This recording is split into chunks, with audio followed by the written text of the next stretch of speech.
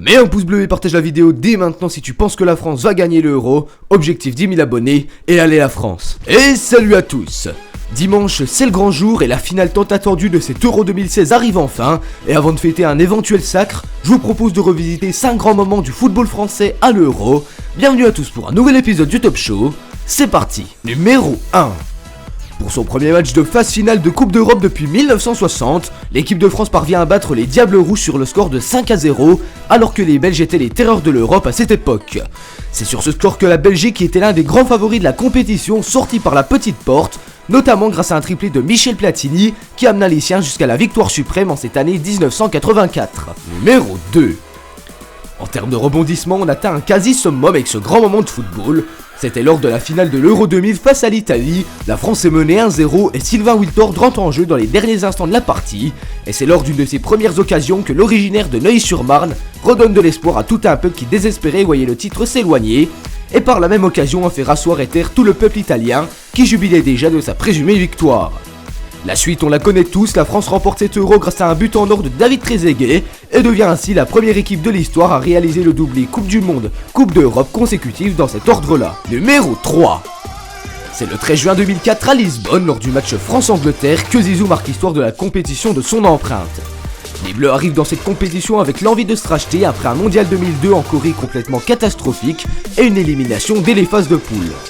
Avec un des meilleurs milieux de terrain de cette époque, l'équipe aux 3 lions mène au score jusqu'à la 91e minute grâce à Lampard. Mais c'était sans compter sur Zinedine Zidane qui, par son talent incroyable, marqua un coup franc et un penalty en 2 minutes seulement dans le temps additionnel. ZZ renverse la tendance et permet à l'équipe de France d'engranger 3 points importants lors de son entrée dans la compétition. Numéro 4. La légende et l'attente autour d'un match France-Portugal, comme nous allons le voir dimanche, s'est construit, sans mauvais jeu de mots, en grande partie lors du victorieux Euro 84. Le Portugal, emmené par Jordão, part pourtant favori lors de cette demi-finale, mais c'est encore notre platoche national qui aura le dernier mot et inscrira un but à la 119e minute en prolongation pour nous offrir le ticket pour la finale de ce fameux Euro. Numéro 5. Afin de se mettre dans le bain pour dimanche, on va parler finale, et cette fois-ci c'est face à l'Espagne en 84 encore une fois, que les Bleus scellent le sort des Espagnols pour s'offrir le titre sur une magnifique contre-attaque menée par Bruno Bellone à la 90e minute. Une finale qui aurait mis du temps à s'animer car c'est un peu avant l'heure de jeu que Platini ouvre le score sur un splendide coup franc qui mettra la France dans le bon chemin pour aller jusqu'à la consécration. Pour prolonger un peu le sujet, le premier Euro français fut remporté en 84 à domicile, le second lors de l'an 2000 16 ans plus tard, et dimanche nous allons assister à une nouvelle finale encore 16 ans plus tard après la dernière remportée et cette fois-ci encore à domicile. Ne serait-ce pas un signe du destin d'après vous ?